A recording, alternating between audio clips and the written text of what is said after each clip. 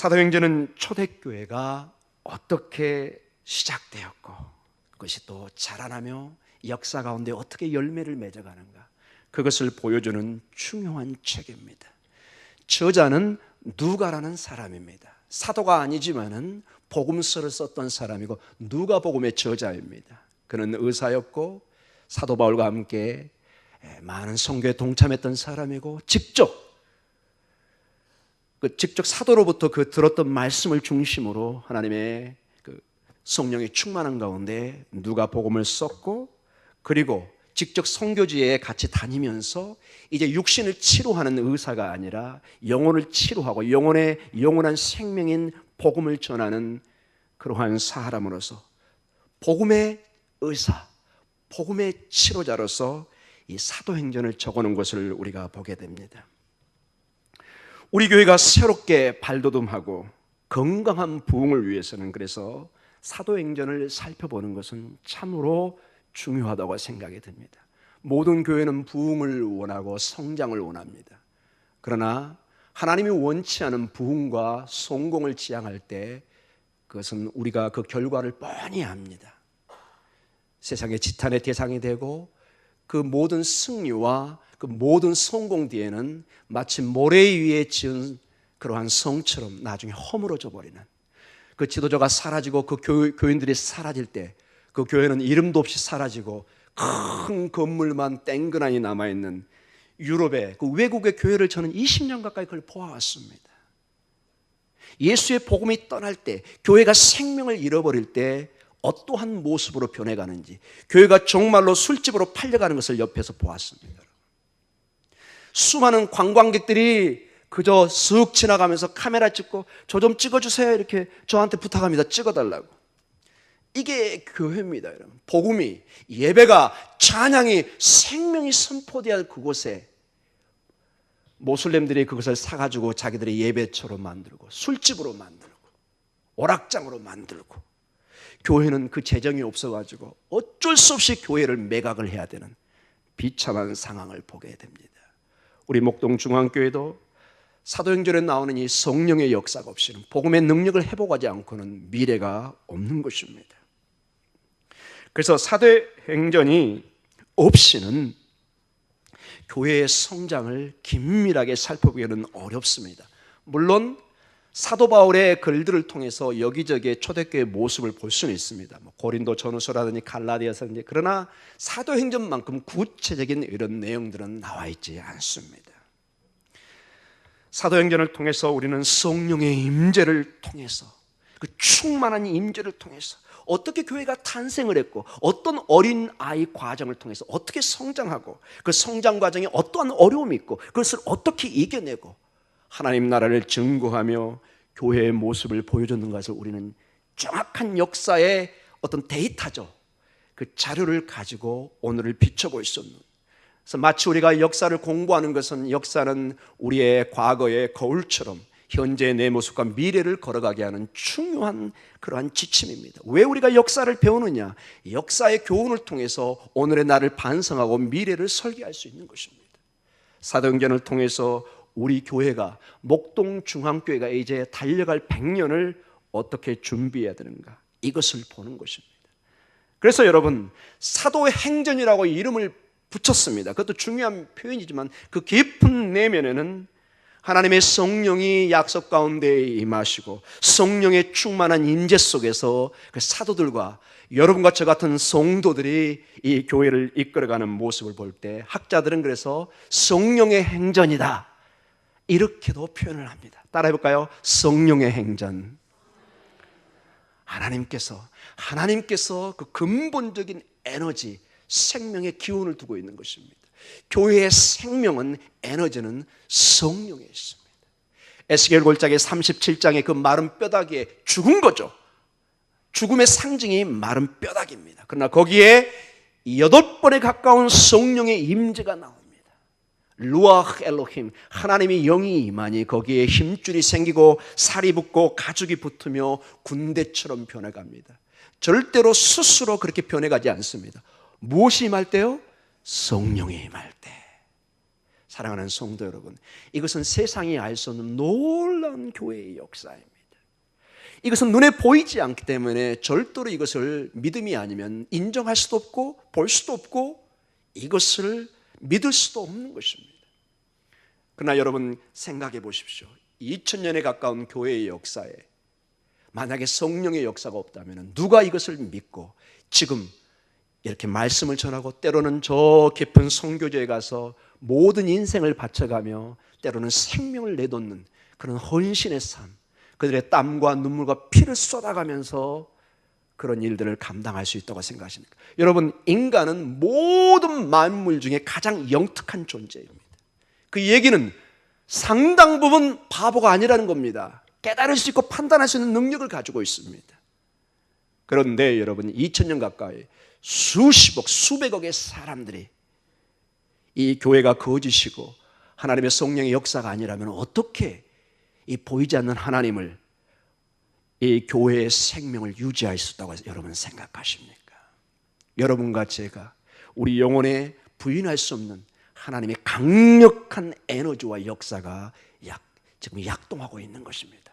마치 내가 때로는 못 느끼지만 내 왼쪽 가슴에, 온몸에 심장을 통해서 피가 흐르고 있고 이 생명을 유지하고 있는 것입니다. 그러나 어떨 때 내가 위기에 닥쳤을 때 여기가 쿵당쿵당 뛰면서 심장이 뛰는 걸 느낍니다. 아, 생명이 여기 있구나. 하나님의 성령의 역사가 오늘 실제로 눈에 잘 보이지 않고 우리에게 직접적으로 역사하지 않는 것처럼 보이지만 주의 성령의 바람이 불기를 원합니다. 이미 예수 그리스도를 통해서 우리가 성령의 충만을 받았습니다. 그러나 성경을 통해서 보면은 우리는 계속해서 하나님의 성령의 충만함을 구해야 됩니다. 계속해서 우리가 호흡을 해야 되고 음식을 먹듯이 계속해서 우리의 구원을 두려움과 떨림으로 이루어 가야 될 책임이 있는 것을 성경은 얘기하고 있고 사도행전이 그것을 강조하고 있습니다. 저는 초두에 이 사도행전을 누가 복음을 쓴 누가가 썼다고 얘기를 했습니다. 그래서 사도행전과 누가복음, 즉 복음서와 비교하면 굉장히 특이한 점을 우리가 볼 수가 있습니다. 복음서는 우리가 생각하는 교회의 씨, 복음이 뿌려지는 그런 것을 보게 됩니다. 씨를 뿌리는 예수 그리스도, 그의 씨에 해당하는 예수 그리스도의 복음의 말씀, 이것이 이제 옥토밭이든지 가시밭이든지 길가든지 덤불이든지 이게 뿌려지는 그 씨의 그 복음의 모습을 우리가 보게 됩니다. 근데 사도행전을 통해서 이 씨가, 복음의 나무가 자라나는 모습을 보는 것입니다.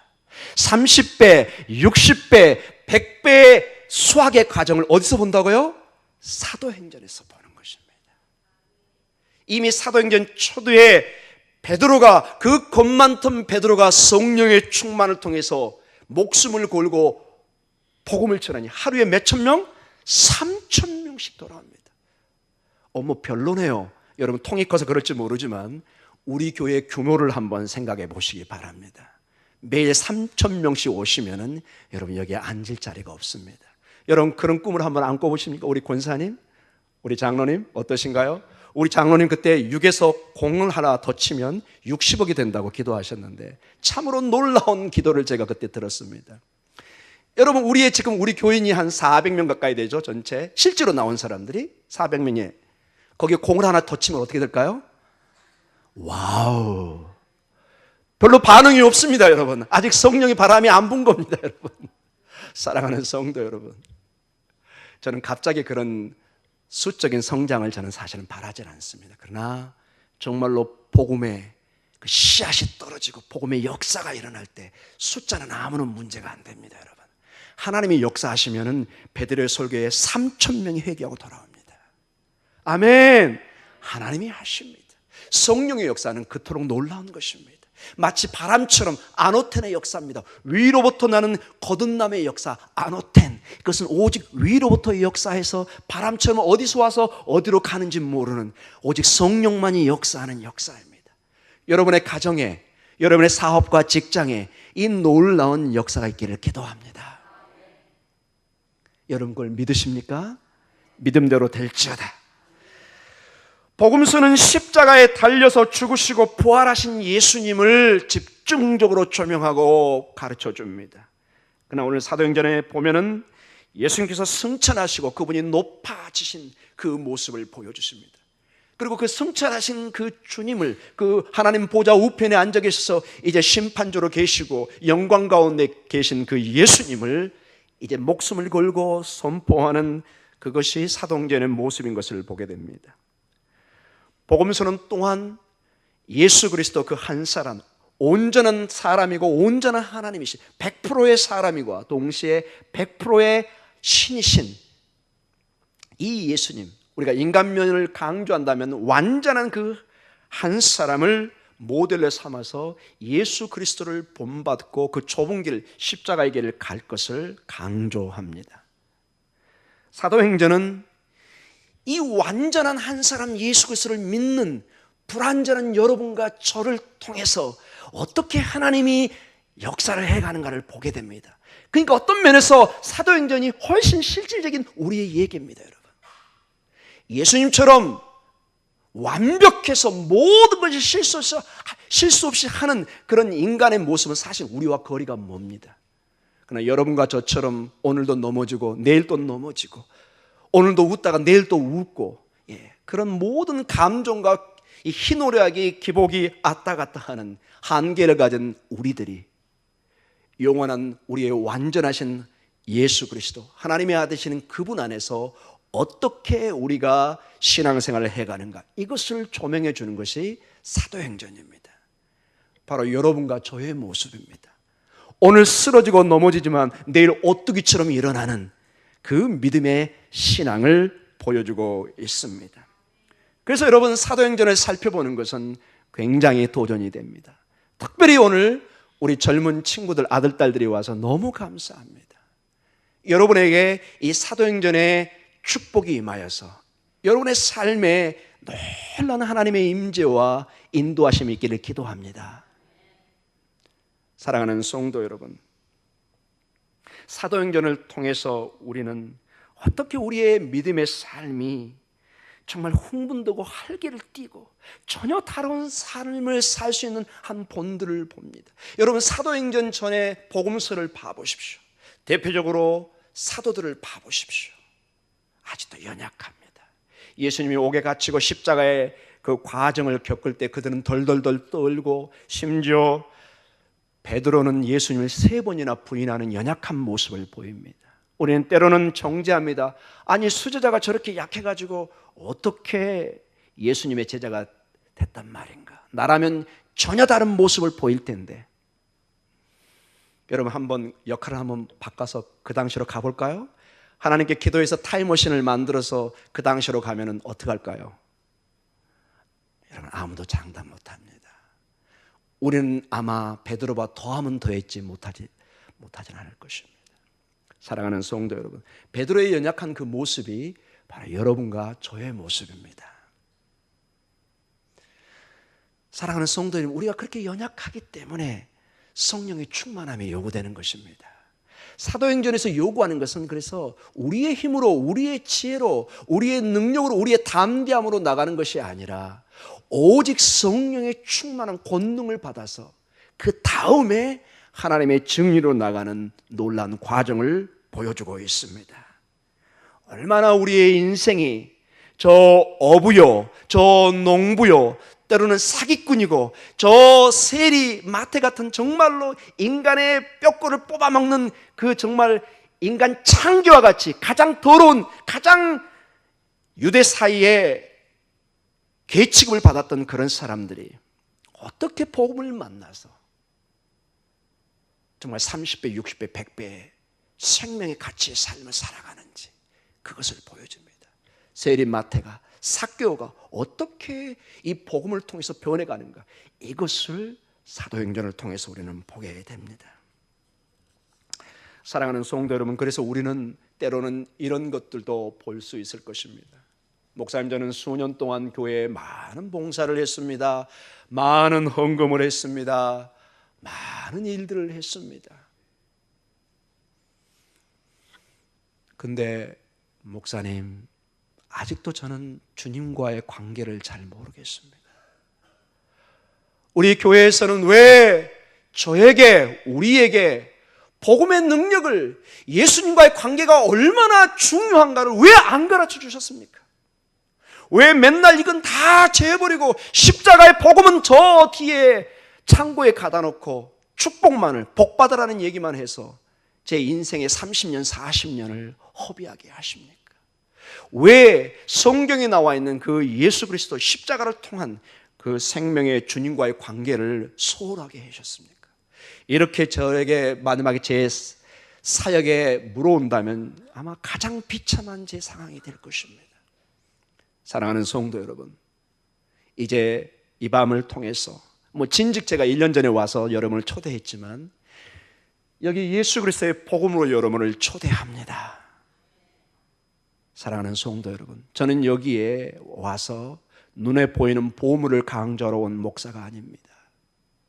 세상의 가치를 강조하는 목사가 아닙니다. 그게 중요하지 않다는 것은 아닙니다. 그러나 영혼이 가치가 있는 것은 눈에 보이지 않는다는 것을 강조하러 왔습니다. 복음은 눈에 보이지를 않습니다. 이제 예수 그리스도는 우리 눈에 보이지를 않습니다. 그러나 정말로 귀중한 것은 눈에 보이지를 않습니다. 이것은 오직 믿음으로만 볼 수가 있습니다.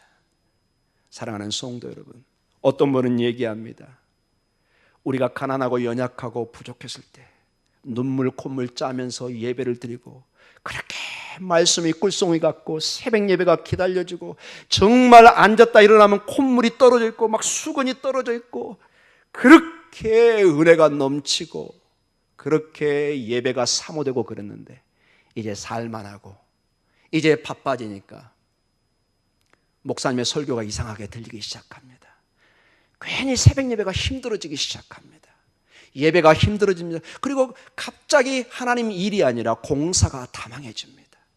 목사님 저 주일 예배 힘들 것 같은데요. 목사님 저 오늘 구역 예배 힘들 것 같은데요. 사랑하는 성도 여러분, 저는 여러분이 바빠지고 사업에 번성한 것을 기도합니다. 담임 목사가 그것을 기도하지 않는 목사가 어디 있습니까? 내 성도가 잘 되는 거 새벽마다 매번 기도하고 있습니다. 그러나 여러분 잊지 마십시오. 여러분의 모든 삶이 세상에 보이는 것으로 자꾸 채워지고 힘을 얻으면 놀랍게 여러분의 영역은 빠져나가기 시작합니다. 여러분의 신앙은 약해집니다.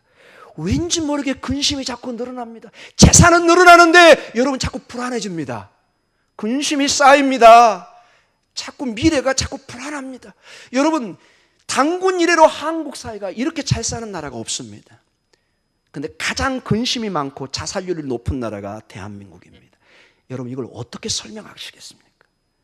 제가 볼 때 이거는 영적으로밖에 설명이 불가능합니다. 말씀을 연구하고 기도하는 제가 볼 때 이것은 정확하게 그렇게 보입니다. 세상 것으로 채워지고 하나님 것이 채워지지 않으면 인생은 절대로 만족을 못 느낍니다. 성경이 분명히 얘기했죠. 우리의 영혼의 속에 하나님의 말씀이 복음이 채워지지 않으면 7 귀신이 와서 채운다고요. 여러분. 근심과 걱정의 영이 여러분을 사로잡습니다. 여러분의 남편이 갑자기 걱정이 됩니다. 여러분의 아내가 갑자기 걱정이 됩니다. 내 남편이 내 아내가 어디 가서 무엇을 하는지, 집안에 수십억 수백억의 재산은 넘어가는데 집안은 점점 불안해지기 시작합니다. 어찌된 일입니까? 여러분의 건강과 여러분의 모든 것은 세상적으로 볼 때 부족함이 없어 보이는데 하나님과 멀어지면서 점점 우리의 영역은 힘을 잃어갑니다. 점점 신앙의 힘은 잃어갑니다. 사랑하는 성도 여러분, 이번 이 사도행전을 통해서 사도행전뿐만 아니라 우리의 예배와 우리의 기도를 회복해서 다시 여러분 눈물 콧물을 회복하셔야 됩니다. 이거는 세상의 그 어떤 것으로 이 자리를 채울 수가 없습니다. 여기 담임 목사가 여러분이 그냥 사랑해 준다고 그냥 좋아서 길길이 뛰다가 말씀과 기도를 소홀히 하면은 저는 죽는 겁니다. 저는 완전히 싹군이 되는 것입니다. 제게 가장 요구되는 것은 여러분의 사업을 다니면서 막 축복해주고 그것도 중요하지만 가장 중요한 것은 여기 엎드려 기도하는 것입니다. 말씀을 붙들고 말씀을, 이 생명의 복음을 정말 진액을 빼가면서 준비해서 전해야 되는 것입니다. 이게 제 일입니다, 여러분. 저는 사업에 수단이 없습니다. 여러분은 최선을 다해서 일터에서 가정에서 수고하시면 됩니다. 그러나 부탁을 드립니다. 항상 하나님이 우선이 될 수 있도록 여러분의 삶의 예배를, 기도를, 하나님과 관계를 뒷전으로 미루지 마십시오. 100% 그러면 여러분에게 사인이 옵니다. 영적으로 약해집니다. 예배가 부담이 됩니다. 찬양이 부담이 되기 시작합니다. 어머니, 아빠 예배드려요. 그럼 그 얘기가 부담스럽기 시작합니다. 사랑하는 성도 여러분, 오늘 저는 특별히 누가복음이 적었던 한 가지를 놓고 우리의 삶에 놀라운 변화가 있기를 원합니다. 같은 이 사도행전을 썼던 누가는 누가복음 24장에 이런 말씀을 적어놨습니다. 참으로 흥미로운 얘기입니다. 엠마 도상의 사건입니다. 예수님께서 이제 돌아가셨습니다. 제자들은 주님이 죽은 줄 알고 다 흩어집니다. 저 갈릴리 호수로, 저 남쪽으로, 북쪽으로, 서쪽으로. 엠마오 지역은 방향이 서쪽, 지중해 쪽으로 가는 지역입니다. 이 예루살렘에서 가깝고 저도 자주 그쪽으로 지나갔던 곳입니다. 거기서 어떤 일이 있었는가 한번 보시기 바랍니다. 제자가 지나가다가 실망 가운데 어떤 이상한 나그네를 만납니다. 그리고 대화가 시작됩니다. 긴 이야기지만 누가복음 24장 25절부터 한번 읽어보도록 하겠습니다. 같이 읽겠습니다. 이르시되 미련하고 선지자들이 말한 모든 것을 마음에 더디 믿는 자들이여, 그리스도가 이런 고난을 받고 자기의 영광에 들어가야 할 것이 아니냐 하시고, 이에 모세와 모든 선지자의 글로 시작하여 모든 성경에 쓴 바 자기에 관한 것을 자세히 설명하시니라. 그들이 가는 마을에 가까이 가매 예수는 더 가려 하는 것 같이 하시니, 그들이 강권하여 이르되 우리와 함께 유하시 때가 저물어가고 날이 이미 기울었나이다 하니, 이에 그들과 함께 유하로 들어가시니라. 그들과 함께 음식 잡수실 때 떡을 가지사 축사하시고 떼어 그들에게 주시니, 그들의 눈이 밝아져 그인 줄 알아보더니 예수는 그들에게 보이지 아니하시는지라. 그들이 서로 말하되 길에서 우리에게 말씀하시고 우리에게 성경을 풀어주실 때 우리 속에서 마음이 뜨겁지 아니하더냐 하고. 아멘. 여러분, 예수님을 만날 때, 하나님의 말씀이 들려질 때 우리의 마음에 뜨거움이 오기 시작합니다. 우리의 영안이 열려지기 시작합니다. 세상 것은 절대로 이것을 할 수가 없습니다. 근본적으로 기능 자체가 다릅니다. 사랑하는 성도 여러분, 우리 구역 식구 여러분, 그리고 우리 아들, 딸 여러분, 주의 성령을 통해서, 이 복음의 능력을 통해서, 주님의 말씀을 통해서 여러분과 저의 영안이 떠지기를 기도합니다. 우리의 가슴이, 우리의 심장이 뜨거워지는, 여기서 뜨겁다는 것은 단순히 뜨거 이 차원이 아니라 정말 하늘의 소망으로, 정말 실망과 낙심과 절망 속에서 이제 우리는 끝났구나, 그리고 가는 그들의 도상에 주님을 만나고 전혀 다른 소망을 갖게 되는 것입니다. 하늘의 비전과 꿈을 보는 것입니다. 생명을 보는 것입니다. 그 예수 그리스도를 통해서 새로운 방향 전환을 보게 되는 것입니다. 그들이 다시 예루살렘으로 돌아갑니다. 다시 복음의 자리로 돌아갑니다. 오직 복음만이 우리를 하나님과의 관계로 회복될 줄 믿습니다. 여러분과 제 인생, 내일 아침에 이제 우리 이영순 권사님 바른 예배로 떠납니다. 여러분, 한 분이 떠나십니다. 그러나 그분이 믿음 속에 부활의 신앙이 있기 때문에 우리는 어느 날 우리도 그 자리에 가서 그 권사님을 함께 만나 담소를 나눌 것입니다. 사랑하는 성도 여러분, 우리의 마지막 인생을 여러분 어떻게 맞이하기를 원하십니까? 그날에 가서 우리의 마음이 어두워져서 후회하고 이를 가는 그런 결말이 아니라 우리의 마음이 뜨거워지고 복음 안에 소망을, 죽음이 죽음으로 끝나는 것이 아니라 영원한 세계로 잇대어지는 새로운 세계의 출발이라는 것을 믿음으로 바라보게 되는 그러한 축복이 있기를 기도합니다. 나머지 부분은 제가 다음 주에 계속해서 말씀을 보도록 하겠습니다. 이 시간에는 우리가 기도할 때 가장 중요한 것이 사도행전이 단순히 하나의 또 다른 성경책이 아니라 그 뜨거운 불덩이와 같은 생명의 성령님을 만나는 것입니다. 어제나 오늘이나 영원토록 변함이 없는 그 하나님, 푸른 마르고 꽃은 지지만 영원히 변함이 없는 서 있는, 견고히 서 있는 그 아버지의 말씀, 그 말씀이 오늘 저희들을 붙들고 나갈 수 있도록 우리 다 같이 기도하는 시간을 갖도록 하겠습니다.